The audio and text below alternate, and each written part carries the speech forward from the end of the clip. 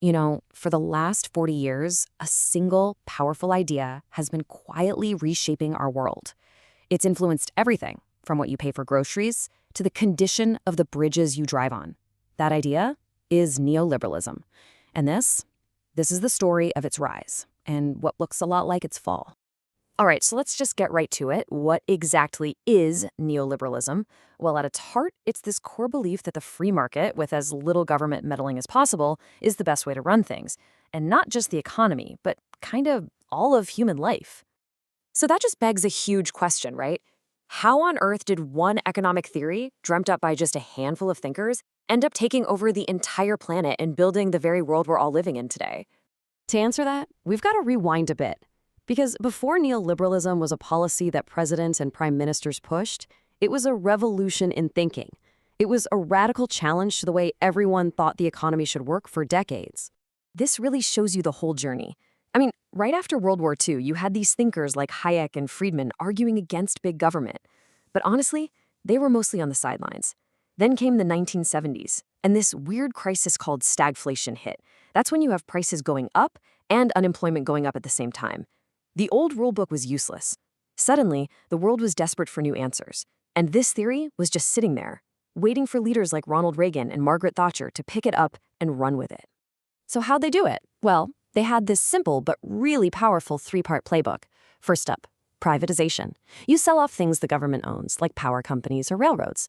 Second, deregulation. You get rid of all the red tape and rules holding back big industries, especially the banks. And third, austerity. You slash spending on social programs so you can cut taxes. That was the blueprint. And this little toolkit, it didn't just stay in a textbook. Oh no, it lit the fuse for a full-blown political and economic revolution that would completely define the 1980s, especially in the United States and the UK. So how do you sell this revolution to the public? You give it a catchy name, trickle-down economics. The idea sounded pretty simple. If you cut taxes for corporations and the super rich, they'll take that money and invest it. Build factories, create jobs, and all that good stuff. The wealth from the top would, theoretically, trickle its way down to the rest of us. And if you want to pinpoint the exact moment this theory crashed into the real world, this is it. It's 1981, and President Reagan fires more than 11,000 striking air traffic controllers. That sent a shockwave. The message was loud and clear. The government wasn't a neutral referee anymore. It was picking a side, and it was the side of capital over labor. So after shaking things up in America and Britain, this whole idea started to spread. By the 1990s, it was so dominant that even leaders on the center-left started to get on board, arguing that, hey, this is just the way the world works now. And they really built the architecture for our modern global marketplace in three huge moves. First, you had leaders like Bill Clinton and Tony Blair promoting a third way, basically putting a friendlier, more progressive face on these market-first policies.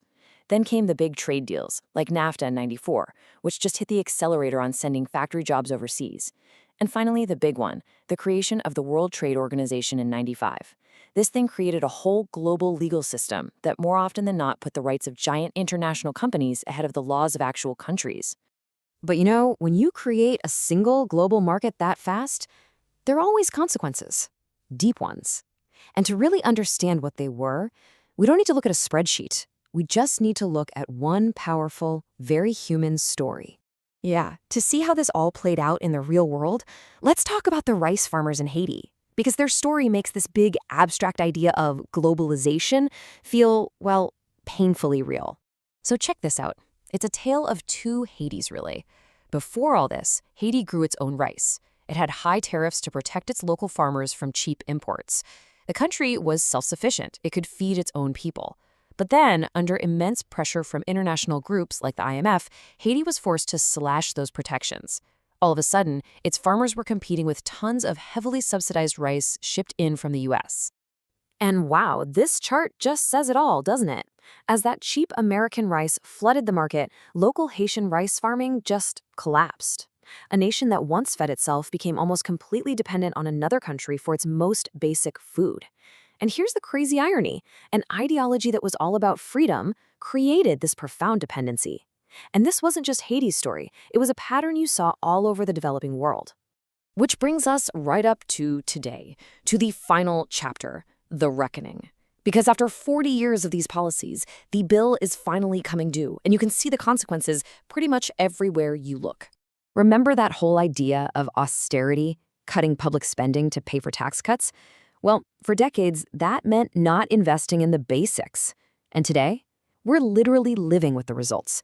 Bridges that are falling apart, power grids that can't handle the weather, and water systems that are decades out of date. This also helps explain that weird feeling we all have, that paradox where everything feels so expensive, even though, yeah, a t-shirt or a flat-screen TV is cheaper than ever. That's because while all the stuff we can make overseas got cheaper, the absolute core necessities of a good life, a place to live, healthcare, and education, they were all turned into market commodities, and their prices have just exploded. And so, here's the wild part. We're now witnessing a complete 180. Governments are doing the exact opposite of what they've been told to do for 40 years. They're embracing something called industrial policy, using billions in public money and new tariffs to bring critical industries like computer chips and green energy back home. It's basically a quiet admission that the invisible hand of the market wasn't looking out for the national interest. Maybe this whole 40-year experiment can be summed up with this one idea. The promise was that a rising tide lifts all boats. But it seems like after 4 decades, the tide of the market rose, sure. But it turns out a lot of boats were anchored to the seabed, while others just got moved to a different ocean altogether. So that's where we are, and it leaves us with this one massive, crucial question for our future. Is the era of the single global market actually over? Or are we just walking into a new version of it, one that's a lot more protected and a lot more nationalistic? The answer to that is probably going to define the next 40 years.